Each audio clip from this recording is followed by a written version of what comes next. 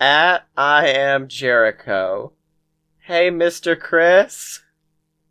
Can we do fun podcast on your boat?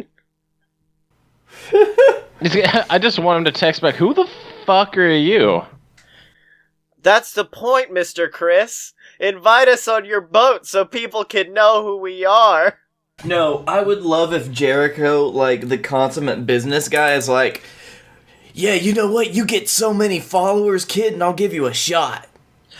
Oh, shit. And then we're like, hey, Cole Cabana, can you help us out? And then he's like, well, kid, when you become getting the business as long as I have. When you've been a 20-year veteran of the business. You get on Chris's boat. It doesn't matter. But apparently you don't get to actually help your friends in the ring. Like Cole Cabana, he's the guy that does the run-in, like he's been doing for weeks at fucking, it was Final Battle, right? Yeah. Yeah, then he gets curb stomped yet again, and then you have to have Sandman show up. Yeah. By the way, Sandman just lives in that arena.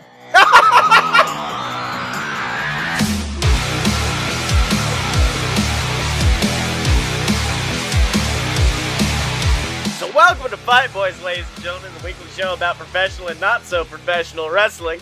I'm your host, Scottye Moore. I'm the man that's just had the wool pulled over his eyes with this super quick start to the podcast. I'm Blake Tanner. And I wasn't ready for the start of this podcast. I'm Dylan. But you know who else wasn't ready? You mean you weren't ready because you weren't ready to interrupt Scottye as he started the podcast?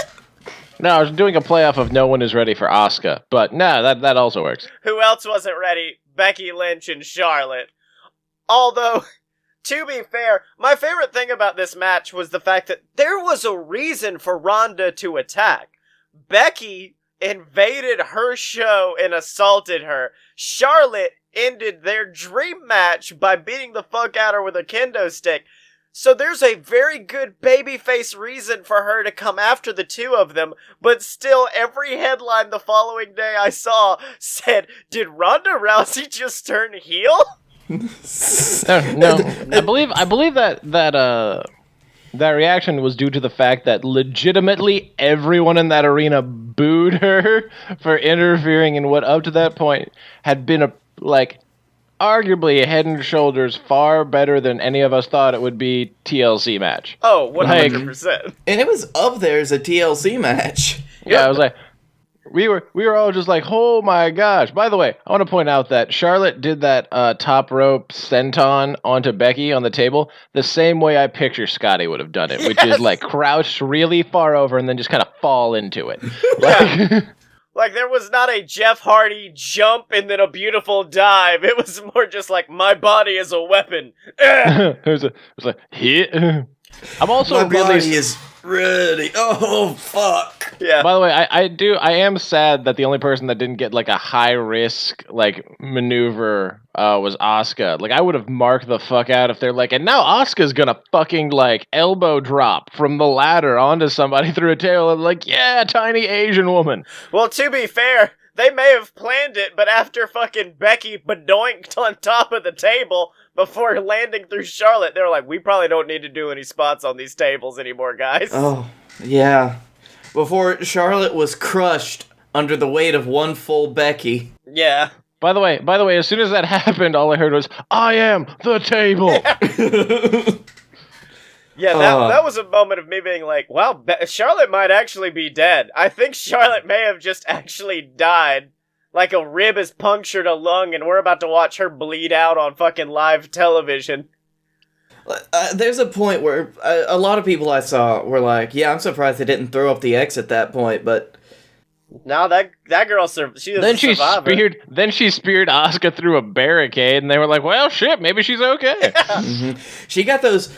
I was after that point, I think, that she really started to lean into those crazy eyes, though. Oh, yeah. Charlotte's good at crazy eyes. Yeah, because... she is Ric Flair's daughter. Yeah, I will say, the reason I thought Ronda turned heel was I was like, you fucked up my prediction, Ronda, son of a bitch. Yeah, we Listen are now... here, boy. By the way, I do like that the next major pay-per-view event isn't the Royal Rumble. It's obviously Wrestle Kingdom. Oh, yeah. Oh, yeah. So, Fuck. Blake, there's a guide somewhere on Squared Circle. I need you to go find it, because I'm not having you luck your way into this shit again.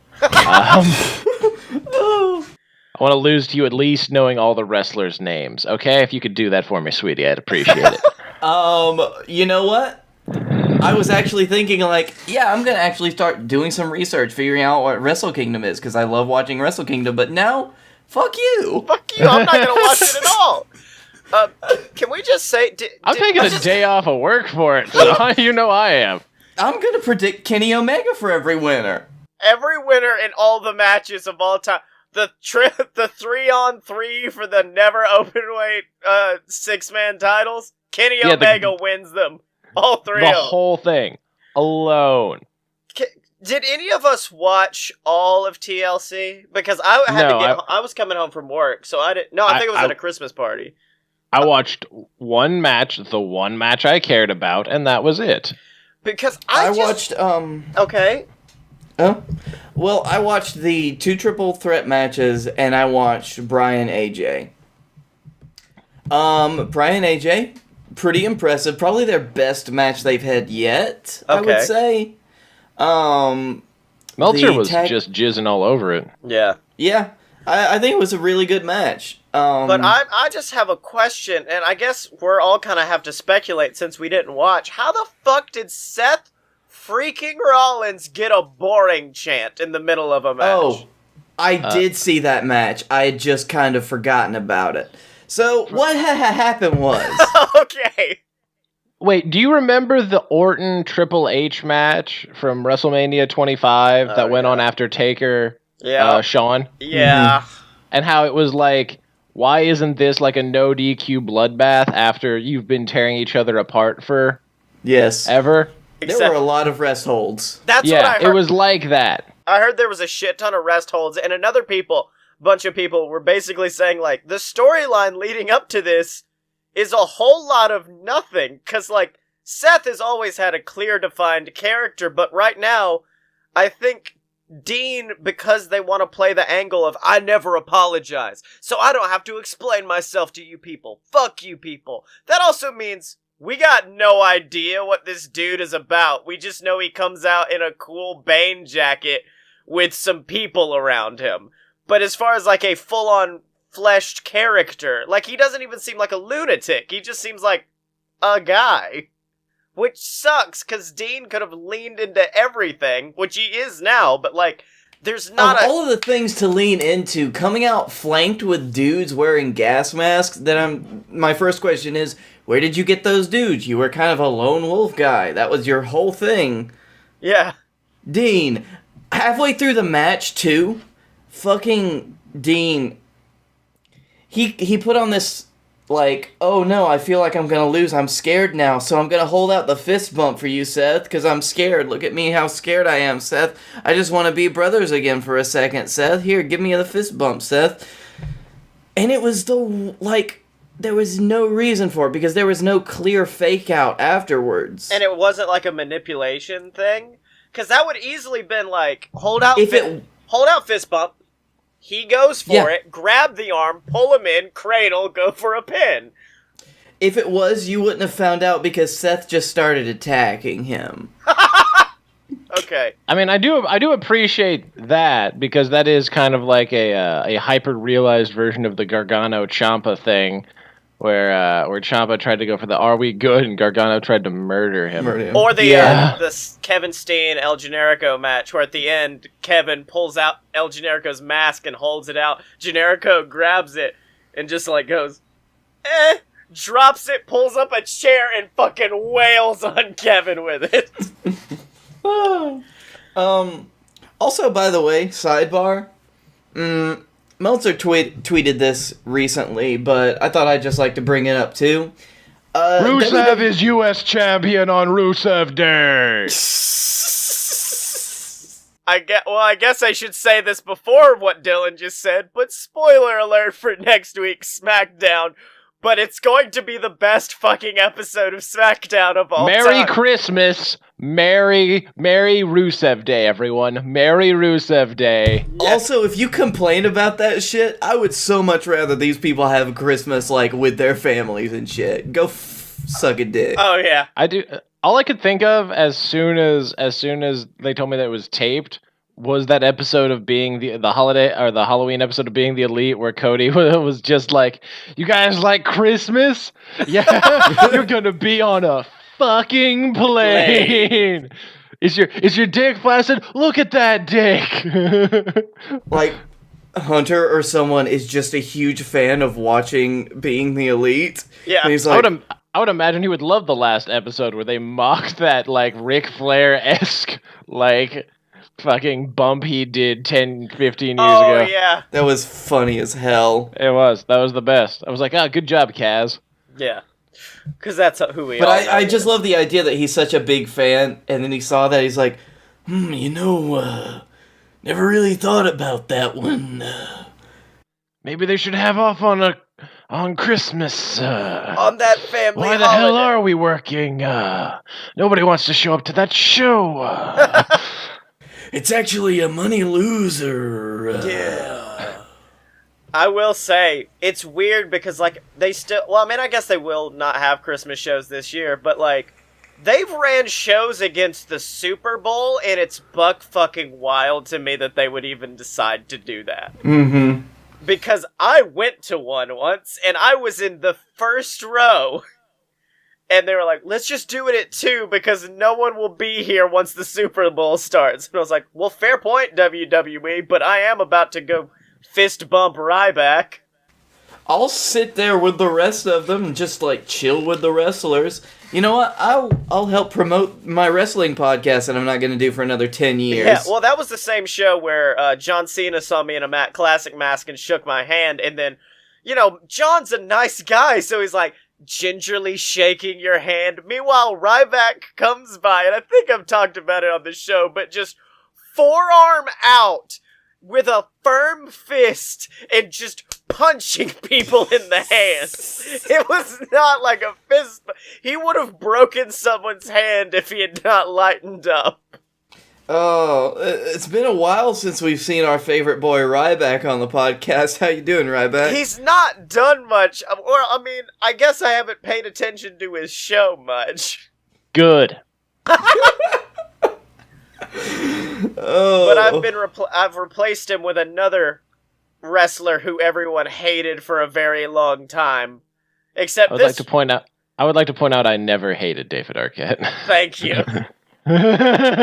Now there were some decisions made involving him that I was not a fan of, but him himself. I was gonna say I feel that he did what literally anybody who has ever been a fan of wrestling would do. Is like, hey, would you like to be the WCW champion? You mean that belt that Ric Flair held? Yeah. Yeah. I mean, let me think about that for less than a second. Yes. Yeah. I would love to be world champion. My favorite David Arquette memory, and this is not technically involving Was him. it his outfit at Slamboree? No, this... Where he had like the red singlet with the cape? Oh, that's my favorite. All right, sorry. No, this was when at WrestleMania 30 in New Orleans, me and my dad went to see Ready to Rumble with Colt Cabana and Marty DeRosa riffing on it like Mystery Science Theater 3000. Very good. The best riff from the entire one that got a huge pop from the audience, however, was when, I don't know, one of the characters is like trying to get into a trailer and they won't let him in. They're like, let me in. And then I think it was Marty just goes, no, shut up. My name's Phil Brooks now. You can't talk to me. But yeah, David went fucking hard on Twitter this week. Because, unfortunately, this will be too far away for me to go to because I have work the same day. And it's right before my birthday, which makes me sad, but David Arquette will be wrestling in Tennessee January 5th, and everyone's giving him shit about it. And so David Arquette replied, I love all the hate. Like, are you gonna read all 4 tweets he put? Jesus. Oh no, it's gonna be like a full-on promo, brother. I love all the hate I'm getting here. Baffles me that these people can love wrestling just like I do, but I'm a joke in their eyes. That's why I'm doing what I'm doing. 8 months of training, 2 surgeries, 3 broken ribs, traveling across the U.S., getting stiffed by promoters. Who the fuck would stiff David Arquette? Well, I mean, I guess it is David Arquette, but that just seems like a weird situation to stiff David Arquette. Helping shine a light on talent I believe in that aren't getting recognized. Wait. Shine light on talent I believe in that aren't getting recognized. Hey, David! Fight boys! Shine light on us! I thought you were going to try to get him to wrestle Chucky. Why are you not tweeting him already? Get on that. I already have. Don't worry, my boy. Doing little things I won't mention to give back both to wrestling and individual wrestlers, and I'm the asshole. Wrestling is for the people and by the people. I may have grown up in Hollywood, but I'm not some stuck-up punk.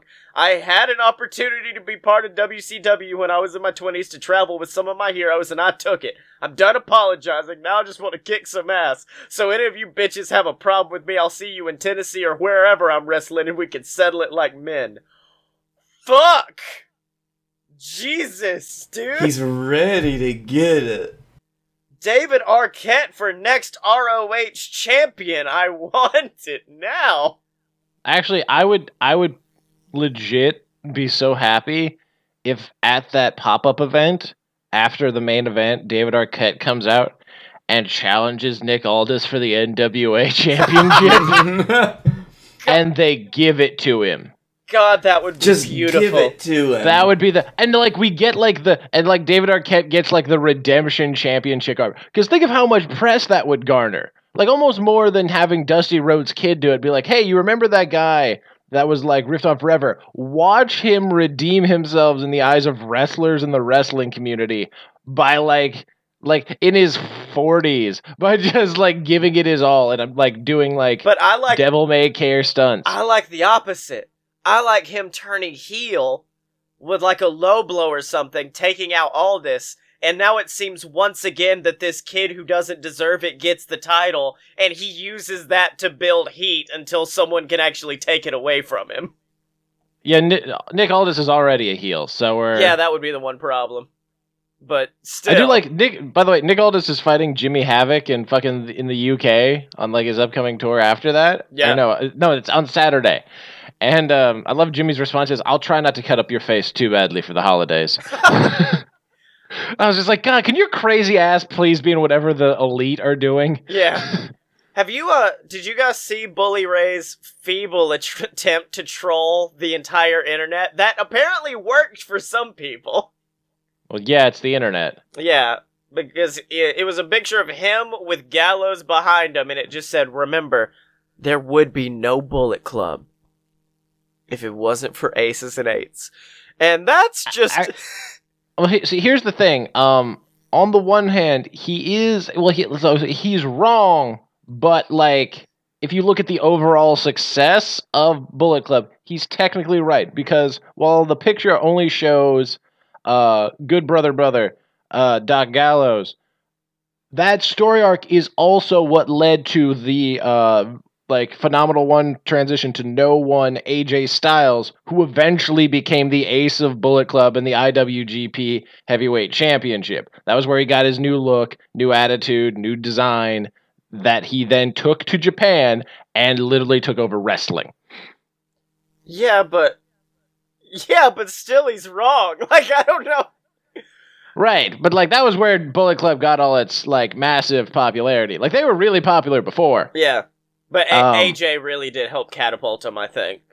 You're correct, because when you have somebody who's having Tokyo Sport Match of the Year, in 5-star matches with Minoru Suzuki in Kirk and Hall, guess what? Whatever you're associated with, going to be more popular all of a sudden. You guys want to know the dumbest thought I've ever had in my life? Because I just remembered it. It's when they kicked AJ Styles out of the Bullet Club and then put this young junior punk by the name of Kenny Omega as the leader, and I went, oh, Bullet Club's dead. There's no way they're gonna get anywhere with this guy leading them. Do you mean Kenneth Omegle? Had you not watched a Kenny Omega match before that? You didn't think they were gonna get anywhere with literal anime video game villain Kenny Omega becoming the leader? That's the thing, though. Up until that point, Kenny His had more personality than the rest of Bullet Club combined? Yes, he did. It was hard amazing. to take Kenny seriously in a lot of different ways, even though he was so great, but he was able to leverage it so good once he was the leader of Bullet Club. Yeah. I will give him that, but I will say that from the point of what he was given at that point, like with how seriously people seemed to take him, no, it was harder to think that Bullet Club would be super successful. Well, not then only again, that- I am the person. Then again, I am the person that picked him to win the G1 that year. So I guess maybe I'm a bit of a fanboy. Well, not only that, it was also a matter of going from a guy who, when you're a veteran of this business like 20 years, like AJ Styles is, so you had this basically iconic guy leading it to, and I'm not saying Kenny isn't iconic now, but back then he was just a really good fucking wrestler. He wasn't... I know, he just wasn't iconic in the U.S. He was iconic in Japan. He remember that match where Kota Ibushi got DDT banned from Budokan? Yeah, a lot of people watched that. Yeah.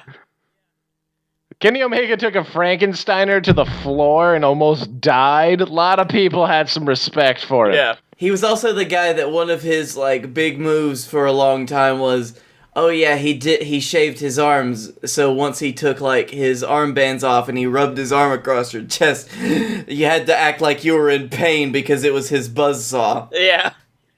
Oh. I mean, I did love that move though. I know, I was real sad it went away when he became a heavyweight. Yeah. But you know what I'm not sad about, guys? It better be some type of plug because we started this so quick. I have to go to the bathroom. Well, I'm not sad about all of our lovely patrons at patreon.com/a-load-of-BS. That's right, ladies and Except gentlemen. for Gazi. Patreon.com/a-load-of-BS is the website where you can support us. You get access to our exclusive Discord and get shouted out on the show of your choice every single week like that fucker Gazi. And if you'd like to... There we go. We need a baby face, really. We need like a baby face to come in and face off against Gazi every single week. So we'll have one person that we're just like, and coming to the ring, the phenomenal Greg, or whatever his name is, and then the villainous Gazi. Oh, but I guess while Blake is in the bathroom, Dylan, since you're the expert at this, it's time to get into everyone's favorite segment of the show. Dust Watch. Dust Watch. Hey, at Sexy Chucky T. Sorry you can't get drunk during Wrestle Kingdom this year because you're actually in it. Hopefully you and Greg can win. Look out for Suzuki. I think he wants to murder you. I'm sorry you can't get drunk during Wrestle Kingdom. Because you're in it, which was one of his tweets. He was like, I can't get drunk and live tweet now. Yeah. Which was the best. But also, guys, Sexy Chucky T's in fucking Wrestle Kingdom. That's fucking... I feel like that was us. Yeah. The bookers looked at her like... I was like, my baby boy has made it. Our boy has made it. Also, was it Suzuki wants to kill you? Oh, Suzuki wants to murder. By the way, I like how I had that thing. He was like, man, I really hope he's in that 6-man gauntlet. And then it happened. And I was like, now I'm just waiting for the spot where Goto and when Goto and Greg just like both back away from him. I was like, here, just murder him and then we'll fight you after. Yeah. Just do a little murder and then we're gonna be fine. Well, boys, since this is going to be... That's actually the last Dust Watch of 2018, because since next week is... I completely missed the Dust Watch! Yeah, buddy. Yeah. That was a lengthy so you get for going to the bathroom. But this is also the last episode of the year because we're taking next week off because unlike WWE, we do get Christmases off. Well, they do too this year, so yeah. Just like WWE. And by the way, did you see Pac tweeted? He was like, "Hey, Christmas over the entire country of Japan. I'm not defending my title at the last show of the year." I was like, "Oh man!" But I guess it's now time to get into the fighties. What should we call them? Our end of the year best of awards. The Golden Sippy Cups. The Dusties. Golden Sippy Cup. The Dusties. No. I do like the Golden Sippy Cups. The Sippies. That's the short term is the Sippies. The Okay, Sippies. so first, and then this one can be promo of the year, moment of the year, just moment of the year for 2018. Anything that was non-wrestling. Like, Wait, what? Like actually not locking up in the middle of a match. Okay. like a promo that someone had, or like a thing that happened. I thought about this one for a long time, and I'm going first now, I guess. Yeah. Yeah. Because I missed out on the Dust Watch. It's fair. But I think, and this ties into the next one a little bit, maybe, but my favorite promo and moment was Daniel Bryan's return speech. Oh, yeah. That was very good. Yeah, I think that it led to his whole, if you fight for your dreams will fight for you mantra. Yeah. Which when he first, stated that, those words have kind of just kept me going throughout the rest of the year, because it is such a good mantra. And now that he's been able to turn that simple phrase into the whole reasoning behind his heel turn, right, into the new Daniel Bryan, that is fucking fantastic. Mm-hmm. Well, going on to mine, and mine, I don't know if this is going to be a controversial pick or not, but because I had a promo of the year as well, but I can connect that with one of my wrestler of the years. But I guess my moment of the year is the only time where I was ever downstairs about to leave watching Raw and sat back down.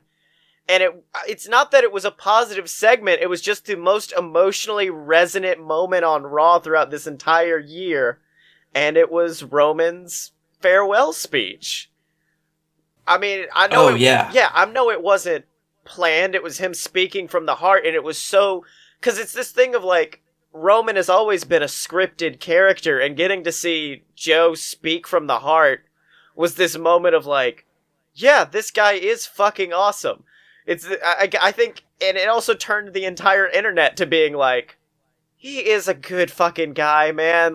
You get to see a lot of that too with all of the backstage stuff that they've done, all of the 24s, all of the documentaries that they've been putting out this year. Oh yeah. Because if you see him just chilling with everyone else, you see how cool of a dude he is and how enjoyable he probably is to be around. Yeah.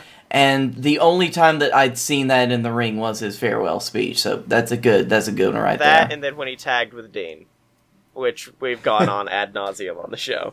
What about you, D? So you remember that point where Becky Lynch was bleeding from the face, and she stood on the stairs arms out, come at me, bro. Oh shit, yeah. That is a good one. Also, the whole I just cemented myself as the new face of women's wrestling, while also concussed to all hell. Yeah. The amount of respect she probably got for because if you've ever been punched in the face or just hit in the face, it hurts like a mother. So to then look that badass, land some chair shots, look that badass. That's why every arena she ever goes into is completely behind her. That was the moment she became the man. Oh yeah.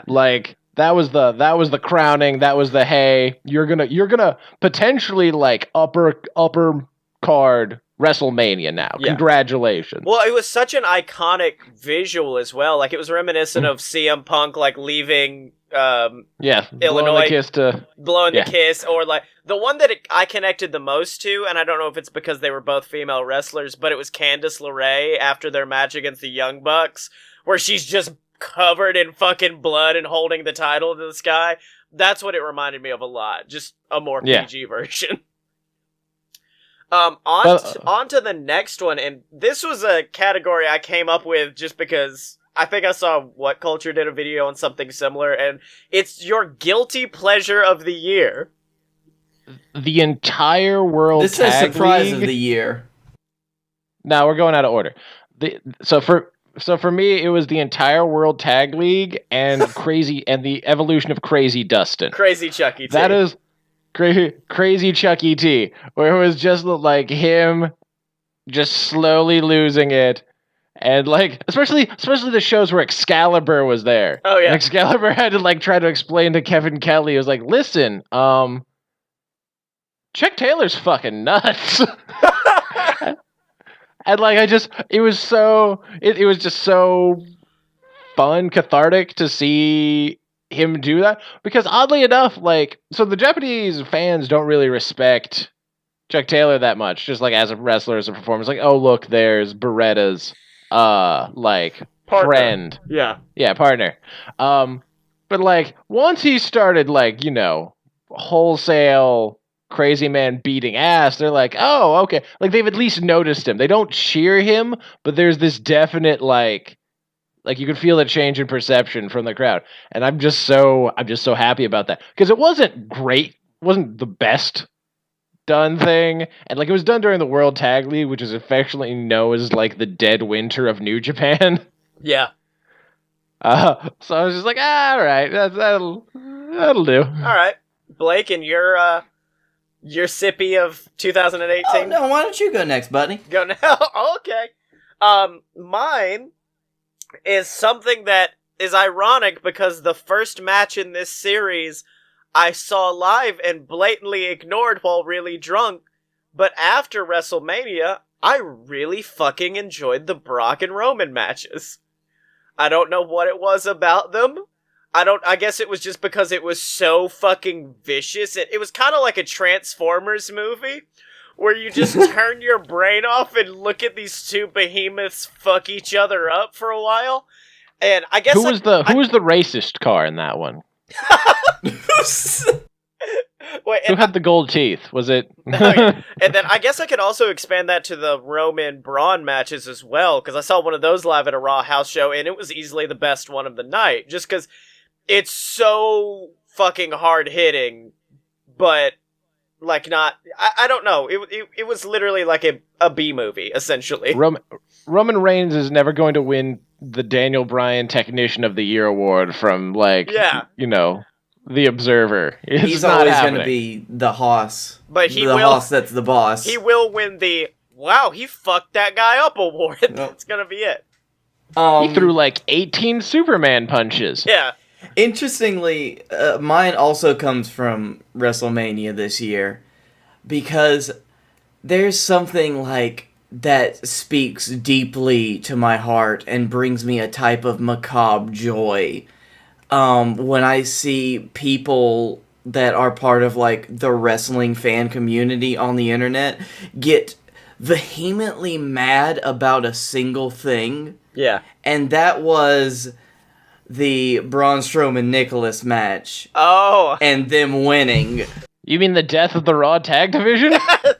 Yes, because everyone got mad and I fucking loved it. I fucking love that this kid is gonna go out there and no matter what people would say about it or what, he's the new David Arquette. Huh? He's the new Dave. Yeah. David Arquette. I can't wait until Nicholas is like old enough to become a wrestler. Yeah. And then they're gonna be like, hey, you remember this fucker? I was really afraid Blake's was gonna go in the direction of this. Also came from WrestleMania, and it made a lot of people online upset. And it was all of the nut shots that happened this year. Just so many. That's not even guilty. That's just pleasure. No, that's our in memoriam section. Is for all the balls destroyed by Shinsuke Nakamura this year. Oh. Okay, up next. How many pictures of AJ Styles do you have? And at the very end, you get to see one picture of Daniel Bryan holding the title with Brock Lesnar. Up next, I guess we'll skip around. We'll do match of the year, and I will start off. It was difficult for me because I've not, despite hosting a professional wrestling podcast, seen a lot of the best matches that I would know of this year. But Gargano Ciampa 1, despite having some less than stellar follow-ups, is still such a good fucking... Because, like, any match where they set something up, and you're like, oh, clearly he's about to suplex him, or he's gonna reverse this, and then they just actually suplex each other off of a table onto the concrete floor, and I'm like, wait, no, don't do that. Which one was it? Was that the unsanctioned match, or was that the 2 out of 3 falls? That was the unsanctioned match, because I was not a Damn it! I was not a fan of the 2 out of 3 falls match. No, I'd pick the unsanctioned match too. Yeah. I've got another one. It's okay. Okay, yeah, you can. I mean, you can also pick the same thing. Well, I also don't had want another to. one. I also had Charlotte and Asuka at WrestleMania, because that was a really fucking good match. That was a good match. Of course, ending with the big. Especially now that we know the payoff later, so we don't have to feel bad about how much it turfed out Asuka's career for like 6 months. Yeah. Well, I think that since Scottye, yours was from the New Orleans pay-per-view, the New Orleans takeover, I'm going to go with my second one, which was also from the New Orleans pay-per-view, which was my favorite pay-per-view this year. Yeah. And that's the 6-way ladder match. Oh yeah. You mean where everybody thought that that Ricochet died by Adam Cole superkick? Yes. I just love you can't see Ricochet. All you see is Adam Cole do the like gun motion and then bam. Yeah, and you're just like, "Oh shit." Dead. Well, nice debut, man. Good knowing you. If we did, also, I will say, if we did a Rookie of the Year or something like, and I guess he's not even a rookie because he was around last year. I guess Most Improved, I would give it so hard to Velveteen Dream. Because Velveteen has fucking impressed the hell out of me this year. I have to agree. Call me up, Vince. Yeah. Because he's also got one of like the best matches that I've seen this year too. Him and Ciampa. Oh yeah. All right. Yeah. So Dylan, yours is definitely going to be from New Japan. I'm just going to already predict that. Yeah, it's almost like I'm subscribed to their service and watch their fucking pay-per-views every month. Yeah. Yeah. I think I'm gonna go with my favorite wrestler. Chuck winning, Taylor. like, yeah, no, the one that everybody else, the 2 out of 3, like no time limit match from Dominion, where I like got up, ran around, sat back down, got up another time, ran around, like that. I watched that match live, and I just kept finding. You ever been really tired and then you watch something entertaining and then like the adrenaline gets pumping? It was that, but for an hour and 4 minutes. Oh yeah. Like I kept being like, oh, I'm gonna fall asleep. No, I'm not. No, I'm not. This is especially because I had so convinced myself that they weren't going to give the belt to Kenny, like the whole match, because like because they beautifully fake everybody out by having Okada win the first fall by roll up. So he hasn't burned his finisher. So it's just like, well, shit. That solves the 2 out of 3 falls problem because you already have the non-finisher fall. Yeah. That is my whole like. That is what happens to me every Wrestle Kingdom comes around, because I'm up super late, and by the time that it gets to like the last few matches, I'm just so invested in whatever's happening. Man, Oh, it's amazing. fuck, it's been a long fucking year, because for some reason I thought he won that belt like 2 years ago or some shit. Well, I mean, he barely defends it, Yeah. which is the lone down part. But on the bright side, he had it when I got to see him live in Orlando or in Daytona with you. So like I got to see Kenny Omega with the championship belt. But no, that match was so stellar. The commentary was amazing. Yeah. That was the one thing. Like if you notice all of our picks, the one thing is commentary makes a match of the year. You don't have like a great match of the year and shit commentary. Yeah. But like, Well, it's that, like, it's crowd reaction. Like, it's a lot that, like, the wrestlers themselves cannot control. yeah, and like, but the end bit where freaking Don Callis loses his shit to Omega hitting the one where he was like, hook the leg. Yeah. Like he's he's the voice of all the Omega fans. Like, do it, fucking do it, yeah. Like, no, there's nothing that's gonna beat that. Yeah. that. All right, up Chase. next, we have Surprise of the Year. So the biggest moment in the year that just made you go like, oh, fuck. Oh, shit, this is happening. Blake? The countdown clock from the Bucks. Oh, I haven't gone first yet. Yeah, let Dylan go first. Yeah, the countdown clock. Whenever the Bucks decided to like throw everybody sideways and being like, "Hey, All In was good. We're not re-signing with ROH. We're not signing with New Japan officially. We're going potentially to start our own company." Like, this is such a pivotal, like, potentially, because like we still don't know the full details of it. We won't until after this podcast even comes out. Yeah. Like, this is such a potentially like history-changing event for wrestling, especially after All In, which was phenomenal, the most successful independent show ever. Mm-hmm. Like that happening, I was like, oh my god! I'm legit excited. Okay. For that. Blake, you seemed also very excited for your surprise. Mine, it's more low key because it's Is it actually low key? Because he's a wrestler. Yeah. It is. it's Caval.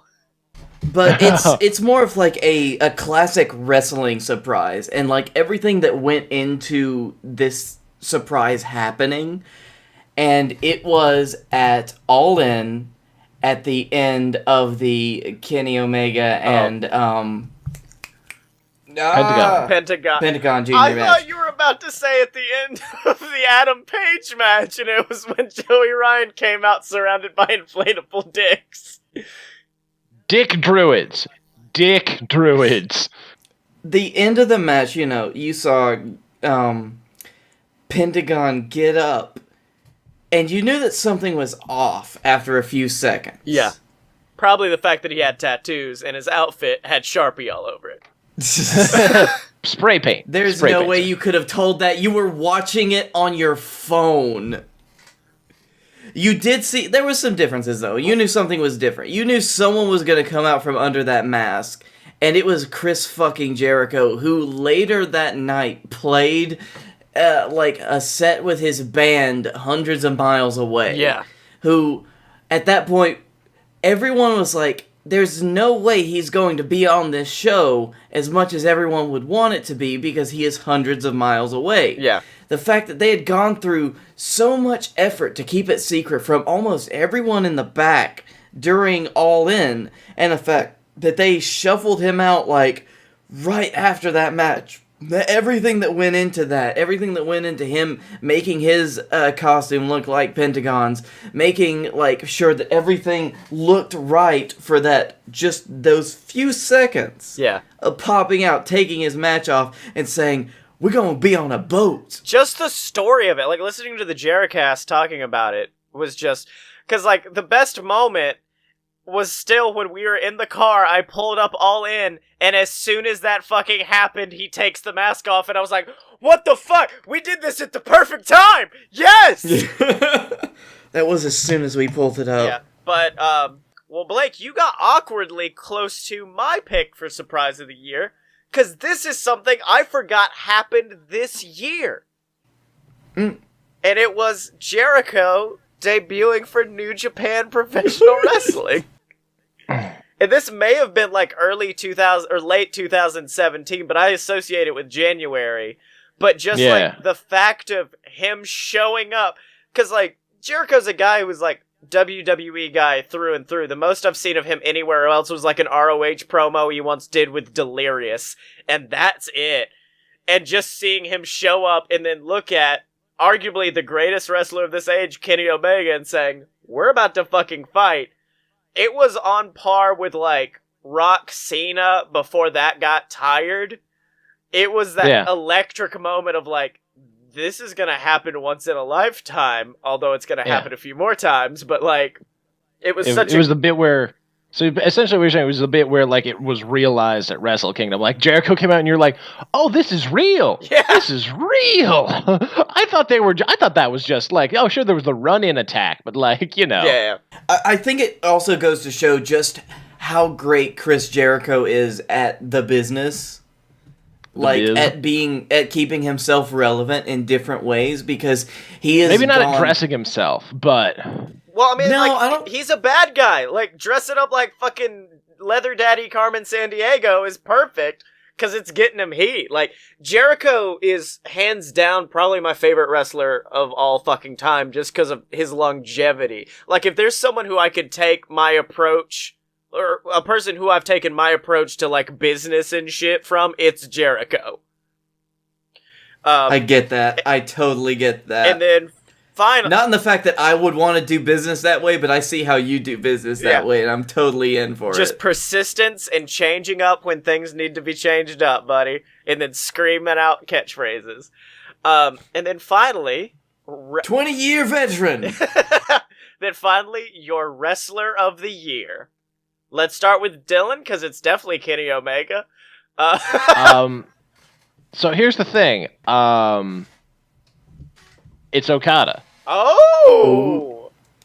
Very good choice. Because Omega did have great matches. Omega arguably had one of his best years, but he also had to take time off. He wasn't in the tag league. He wasn't in a lot of things. He didn't defend the title that much. But like up until Dominion and then with the new like Fallen Rainmaker gimmick afterwards, like Okada has had arguably his most like impressive character year, on top of the fact that before he lost to Omega, he had like 3 solid defenses against people who are essentially upper mid-carders in New Japan. Like he always made you believe that he could lose the title, but would not lose the title. Yeah. At Wrestle Kingdom, like to fucking Sonata, to anybody. And like, then when he did his new thing, when he actually started losing, but he did the character work, so the G1 Climax is split into 2 blocks. Like, there's the A block, there's the B block. The B block was stacked with everybody, Ishii, Omega, like, Suzuki, like... Everybody was in that. Maybe not Suzuki, but like everybody was in that block. And the only people in the A block were Okada and Tanahashi, essentially. And like Tanahashi didn't wrestle that many good matches, but Okada, every Okada match was a good match. Like he got a good match out of every single person in what was like a non-champion depleted block. Like whenever the Observer or like whenever people polled the best matches of the G1, it was all B block matches. And then the only A block matches were like 3 or 4 Okada ones. Yeah. Like that's the sign that like match with anybody, match anywhere, and like can always make you believe something's happening. Like I said, Omega, while being really good, well arguably, like you said, being the best, like maybe not this year, but like overall, I'm sure his career when he retires will be like, God damn it, that was fucking something else, wasn't it? But especially now with the stuff with the Elite and like all that, it feels a bit convoluted, especially towards the end of the year, while like Okada's stuff is still pretty consistent. Solid, yeah. Okada's, he's had the good fortune to stay with like the company that he's been with forever and still be their staple and still be amazing. Yeah. He's not even the most popular wrestler. It's still Tanahashi. Like he wasn't even top 5 this year. But I'm just like, no. I remember when you made me believe a man with a mohawk could somehow be the fucking IWGP champion. All right, Blakey T, your Wrestler of the Year.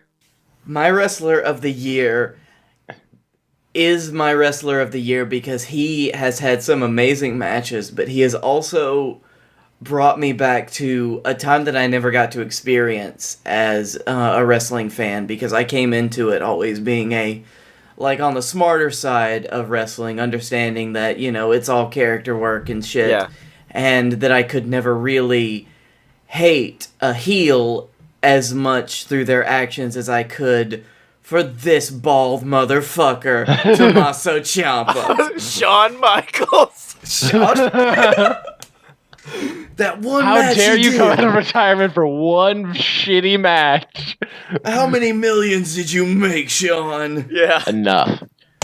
But no, Ciampa has been on a tear this year with matches and with just the fact that he is such an incorrigible ass. Yes. That I dislike him so much that it makes me love that part of wrestling again.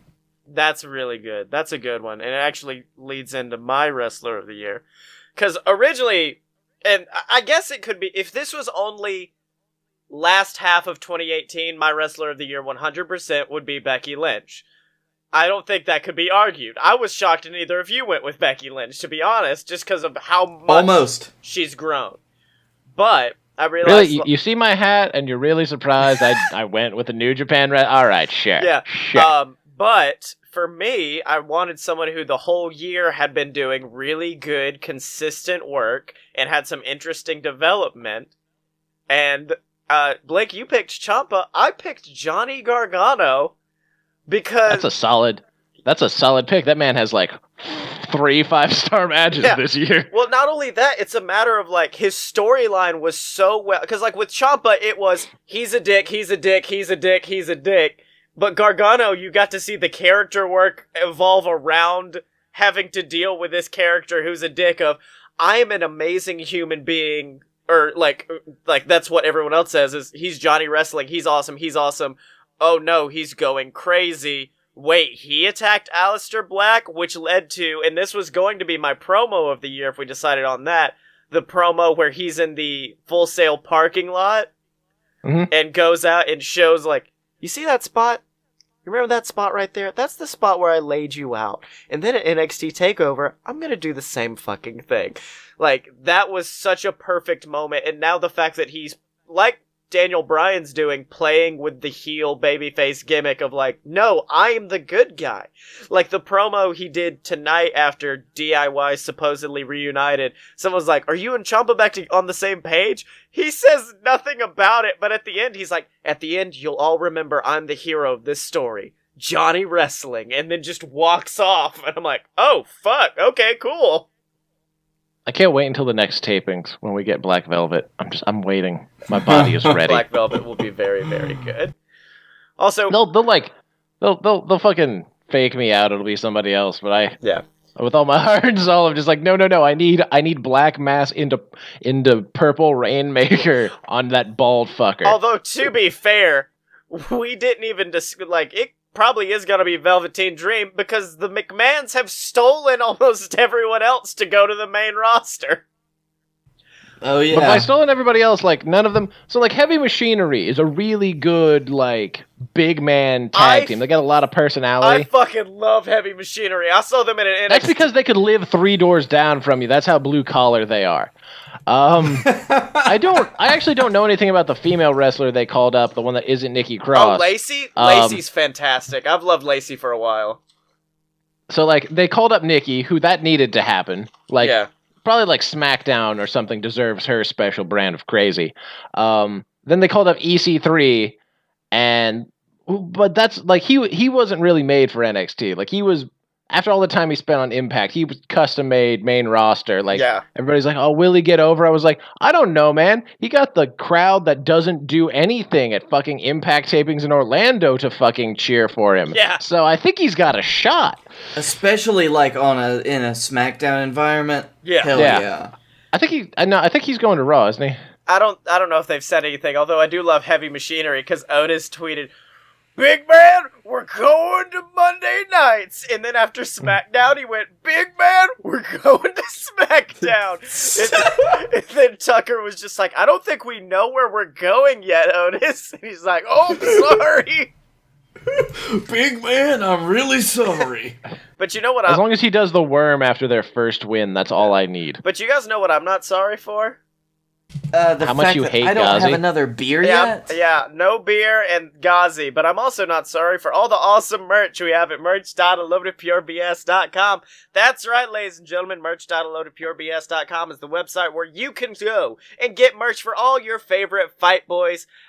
We didn't bring this up, but I do now know that I have to buy myself I'm a Fight Girl for Life onesie.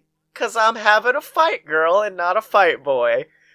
So I'm super hyphy for that. And then, of course, you can get merch for all your favorite JWF superstars. Canada Charlie, the VWO, the Fight Boys themselves. They all have merch as well over at merch.aloadofpurebs.com.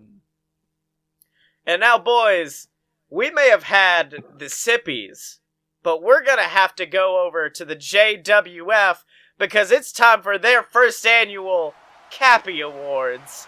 Let's have a listen. It's called the Tibbys now, damn it. Oh, sorry, Tibbs. Apparently I'm being told right now that welcome, ladies and gentlemen, to the first ever JWF Tibbys Award Show. I'm your host, Silver Spoon, joined as always by, of course, the man who runs this company, the man who's had one hell of a year here at the JWF. It's Captain Tibbs. I'm the daddy of all the Tibbys. That's right, Tibbs. And of course, this is our annual award show where we award some of the greatest performances in JWF this year. But of course, Tibbs, we've had some exciting moments as well. Some moments that have made the crowd go, holy shit. So let's toss things over to Spider Lockhart, who's out to give the Holy Shit Moment of the Year award. Ladies and gentlemen, Spider Lockhart here. Now listen, I've had me a lot of moments in my career where I just looked at and I said, well, holy shit. Moments where I jumped off ladders, broke down barricades, but this year, our JWF superstars have made me say, holy shit, more times than I can count. But it's time to see what the biggest holy shit moment was, and your nominees are Blake Tanner for tossing Scottye Moore's ass off the top of a by God production truck. Brunch Boy Barrett for tossing Guy Fieri through a table, ending their tag team. And finally, Scottye Moore for sending the Demon Honeypot through the top of the heck in a sex structure with a vicious SMG and sending him straight to hell. Alright, and between those three men, let's see, the winner is Brunch Boy Barrett. Well, Tibbs, it turns out, I guess the JWF champion taking out a Tibby early in the night, coming out to the podium. Not who I would have expected for this one, Sills. I thought the other two were pretty strong contenders, but I guess we'll take what the people want. That's right, Tibbs. Let's hear what Barrett's got to say in his acceptance speech. Thank you, Spider. You see this, people? You see this gold in my hand and this gold around my waist? It's something you better get used to. Because if you thought I made you say holy shit in 2018, just wait for 2019. Because despite what certain announcers like to claim they know about me, I'm no coward. I'm the JWF World Heavyweight Champion, and by the end of the night, I'll also be the Wrestler of the Year. Well, Tibbs, I guess that was a little bit of a shot at me from the Brunch Boy there. I mean, I guess he was talking about what I was saying before his match at Barcade, that I felt like he looked afraid, but in all honesty, you agree, right? He did look afraid going into that match. He looked a bit like a coward. Sills, the reason that I have you on this table is because you are a man who always tells the truth. You would never lie to me, right? That's right, Tibbs, but you know something? I think that's really developed a friendship between us, and that's why we personally are going to go out and give out the next award. Let's go to the podium. So you know something, Tibbs? When people tune into the JWF, they tune in for the action, that hard-hitting fighting they're known for, but also for the friendship, for the relationship. I mean, as two men who have been best friends for a long time, I really only thought it was appropriate for us to present the award for the JWF BFFs of the Year. Well, you know, Sills, that's completely right. And I guess it's time to read out the nominees. Tonight, you have Johnny Bananas and Joey Pajamas, those crazy boys from the Upper West Side. Or Blake Tanner and Scottye Moore, the BS. And finally... Tibbs? Well, Tibbs, are you... Hold on. I said I wasn't gonna cry. Here, Tibbs, let me just see. It says the last nominee is, of course, Captain Tibbs and the Hammerman. Tibbs, it's all right, Tibbs. It's all right. Here, let's just see who the winners are. All right.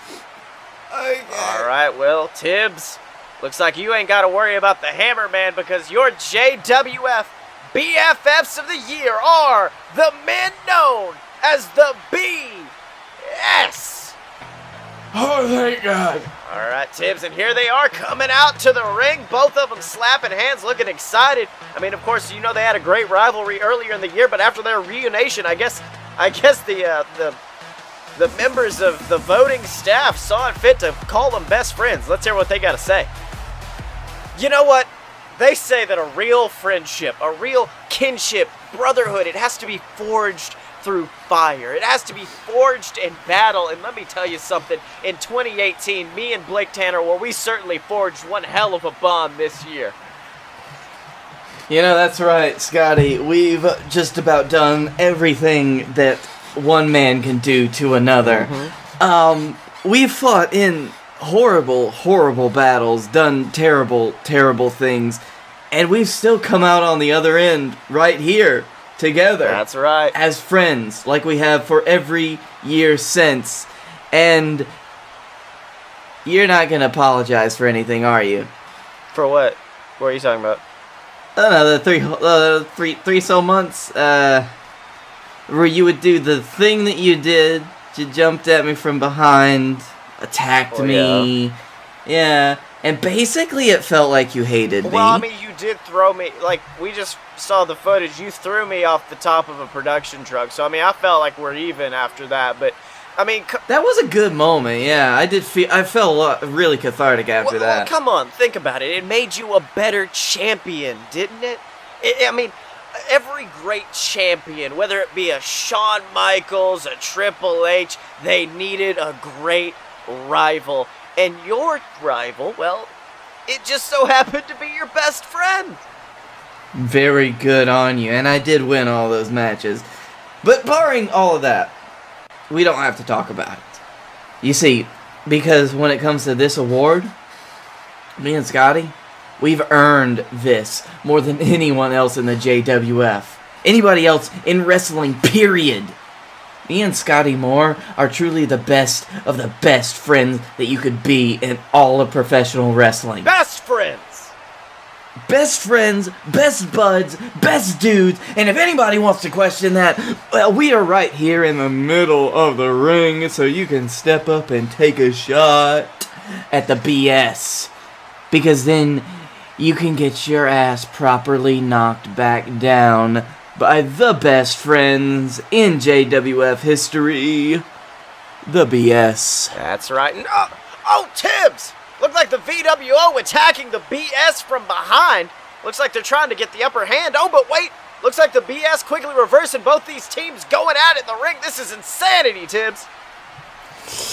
I love it. Take them down, BS. Just give what for? That's right, Scottye. Ooh, with a beautiful super kick to Griffin, who rolls out of the ring. But wait a minute, Blake. Oh, Blake's got the Tibby. He's got that golden award. And oh, bashing in the head of Griffin Cloud. So that golden statue. It looks like the BS have managed to survive that assault. But who knows what's going to be next for the BFFs of the JWF, Tibbs. Let me tell you, Selves, that cannot feel good. The Tibbys are made of lead statues painted gold. That's right, Tibbs. And then, of course, I mean, we got to think about these men, the VWO, Blake Tanner, Scottye Moore. They've had some of the most amazing matches this year, from WrestlePalooza to Summerfest. Some absolutely fantastic showings by these men. But we need to find out what the match of the year is. And in order to do that, well, we're going to have to turn things over to Canada Charlie, who's out to present the award for Match of the Year. Okay, well, ladies and gentlemen, it seems that I, Canada Charlie, truly a breed above all other American wrestlers here at the JWF, it seems I have been brought out here to reveal to you what the match of the year was. But you see, I was looking at the list ahead of time and I saw a small problem with it, because I can tell you what the match of the year is. I can tell you what every match of the year was. It was every time that I stepped into the ring and I beat someone 6 ways to Tuesday, okay? But for some reason, I was left out of the list. I guess the rest of you, whoever's making these lists, thought that whatever else they picked couldn't compete with old Charlie boy here, so fine. Don't worry. I'll take home Wrestler of the Year and show you all how big of a winner I am. So back to this stupid category, Match of the Year. The nominees are The Elite versus the Fight Boys from Los Trios Tangos. Undertaker versus Momoa Curry at WrestlePalooza. and Guy Fieri versus Brunch Boy Baron at Barcade. Okay, well, let's see what you got. Our winner is Momoa Curry versus The Undertaker. Yippee-ki-yay. Alright, Tibbs. Well, I mean, I guess Canada Charlie doesn't seem excited about it, but the crowd is getting off their feet for the return of Momoa Curry, a man we haven't seen since Summerfest, after a vicious match against Scottye Moore, but the God of the Sea is making his return. Tibbs, this is amazing. He always comes back for the big moments, especially when there's a chance that he could get a big old award. That's right, Tibbs, and he's getting in the ring. Looks like he's scaring off Canada Charlie, but let's hear what he's got to say in victory. Guess who's back? That's right, bitches, it's me, God of Law, God of the Sea, and of course, God of the Tibby. But you see, I'm not just back to grab this trophy and run back to my aquatic mansion. No, I'm back for a reason. I'm back to tell you that this trophy isn't the only gold old Momoa's been eyeing. No, because the real gold that I want is around the waist of some hater brunch boy. And as far as I'm concerned, the first step to stealing that title away from him is at the Regal Rumble. Which is why I'd like to formally announce my entry into that match. 30 men step into the ring, but only one man will leave, and his name is Momoa Curry. Oh my God, Tibbs, this is astounding! Fantastic! Not only is Momoa apparently decreed that now 30 men are going to be in our Regal Rumble as opposed to 20. What? I guess we're going to have to hire some people, Tibbs, but also he's going to be the first entrant into that match. Momoa Curry! It's been forever since he's been in a Rumble. It's been forever since he's gotten a shot at that JWF World Heavyweight Championship, and he's got some unresolved issues with Brunch Boy Baron. That's right, Tibbs. Of course, Brunch Boy, a man for using dirty tactics. Of course, at Barcade, we saw him use the poison mimosa to get the upper edge against his opponent, Guy Fieri. But of course, he may not have been the dirtiest player in the game this year. But in order to find out who is, we're going to have to turn over to the man who's going to be announcing the next Tibby Award. And it is, of course, the original dirtiest player in the game. Tibbs, it's the Nature Boy, Ric Flair. Woo! Ladies and gentlemen, let me tell you now. I have had myself a long career of jet flying, limousine riding, and being the dirtiest player in the game, brother. But you see, here in the JWF, you guys take the dirtiest player farther than the old Nature Boy ever could, and that's why I'm out here today to present the award for the dirtiest player in the game. And the nominees are Felix Ball, Scottye Moore, and the Dylan. And your winner is, woo! Looks like it's the Lord of the Smart Side himself, the Dylan! Well, Tibbs, this is, of course, no surprise to me or you. Of course, the Dylan known as the master of Dick Fu, known for his low blows. Of course, losing his title last night at Barcade, unfortunately, after using a lot of chair shots, low blows. But who knows? Maybe this is going to turn it around for the Dylan. What do you think? I don't know, Sills, but I think that he really deserves this award here, the Dylan. Even after I banned some of his moves, he has somehow successfully made me forget that. That's right, Tibbs, but the Dylan getting in the ring, but Dylan doesn't seem too happy about receiving this award. Let's hear what he's got to say. Thanks, Rick. Glad they could scrounge up the cash and make your plane right out here. I'm not exactly happy about this award. Especially not after last night. You see, last night, unfortunately, while I was looking up at the lights, I had a bit of an epiphany. See, I've been playing things the Ric Flair way, been playing the game dirty for a while. using the ends to justify the means, using that championship I used to hold to justify what I did. See, I wanted to hold it so bad that despite the fight motivating me, the gold kept me from growing, from being the better fighter. So when Mojo Gruff stood tall after I tried, well, every dirty play in the game, I realized that I can't keep going that way if I want to prove that I'm the best here. If I want to prove that I'm the best in the wrestling world, I have to evolve. I have to change course. So that's why I'm gonna make a change. See, after tonight, as of right now, there's no more chair shots, there's no more low blows, no more break to the eyes. Okay, maybe I'll keep the break to the eyes. But this is a change. This is the start of a new era for the Dylan. I'm going to win through my prowess. I'm going to show that technically, physically, mentally, I am the epitome of pro wrestling. I am where the conversation about the greatest starts and stops. And I'm going to get my championship back. And I'm going to sail into the sunset with it. Tibbs, that's certainly not what I expected to hear from the Dylan after that. He's a man who's always been proud of, he's been known as the master of Dick Fu, a man who's known for those low blows, punching people where it counts, but it looks like we're going to see something new out of him. How do you feel about that? But you know, Sills, it seems like the Dylan has charted a different course for himself.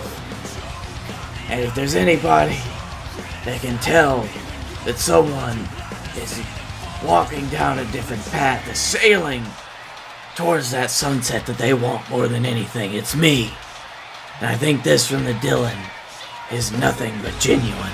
That's right, Tibbs, but of course, speaking of the Dylan, speaking of men like Canada Charlie, Brunch Boy Baron, these are all men who have been nominated for, of course, the JWF's most prestigious award, the JWF Wrestler of the Year award. And I actually have to head to the ring right now to make the announcement. Tibbs, can you take over for me? Yes, sir.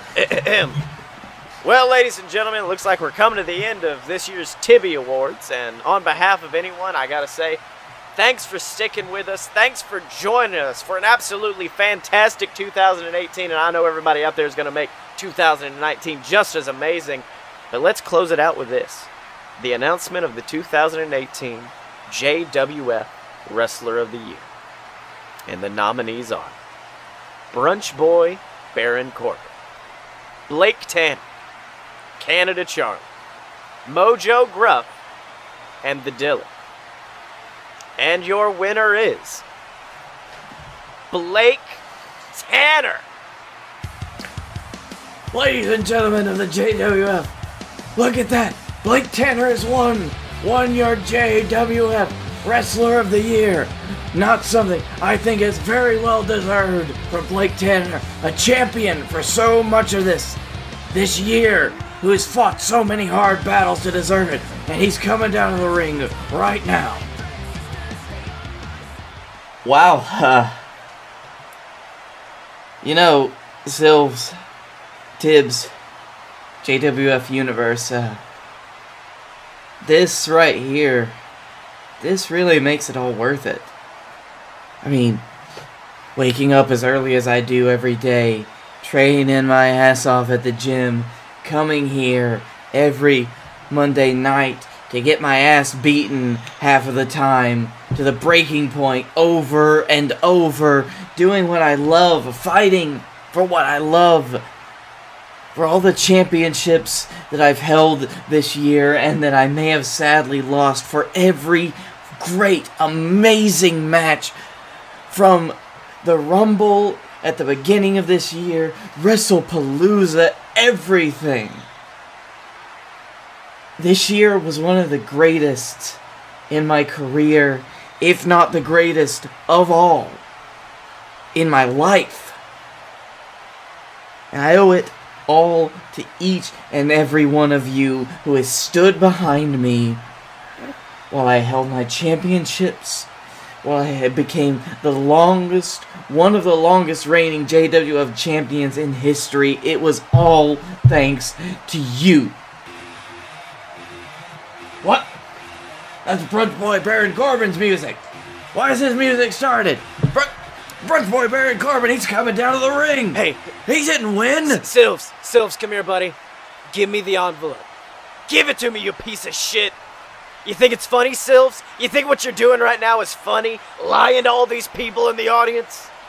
Because we all know the truth. We all know the truth you're trying to hide. Because we all know how little you care about me, don't you, Silver Spoon? You see, we all know that I deserve Wrestler of the Year. Not this idiot. Not Canada Charlie. Not the Dylan. Not Mojo Gruff. Me.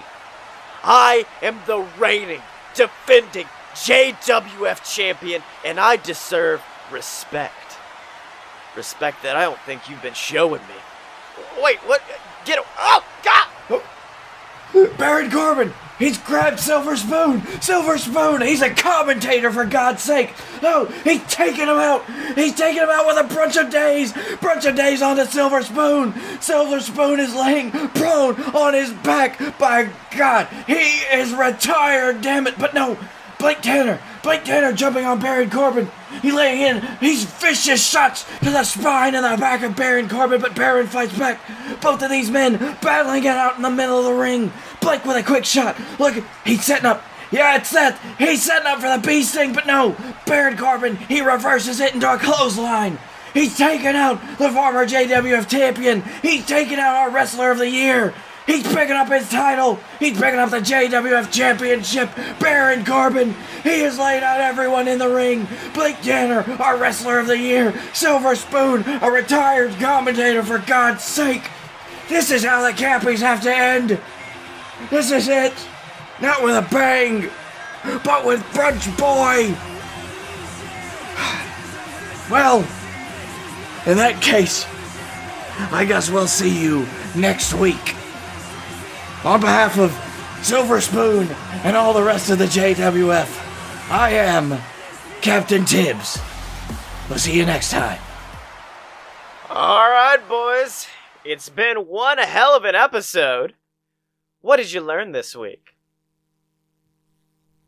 I learned that tiny Japanese women apparently love beating the shit out of people with kendo sticks. Hold on a second. For the strangest reason, I'm about to pass out. It's like my voice is gone for some reason. It's like I can't talk at all, but no. Oh, I thought that was a you were drunk comment, but... No, very different. Very energetic for the last few minutes for some reason. But I learned that no matter who your Wrestler of the Year is, you're probably sure to have a good reason behind it. That's right, and I thought you were going to say, no matter who of your Wrestler of the Year is, it's not Mojo Rawley. I also learned that no matter who you are speaking in the JWF, Silver Spoon will interrupt you with a "that's right." That's right, Tiffs.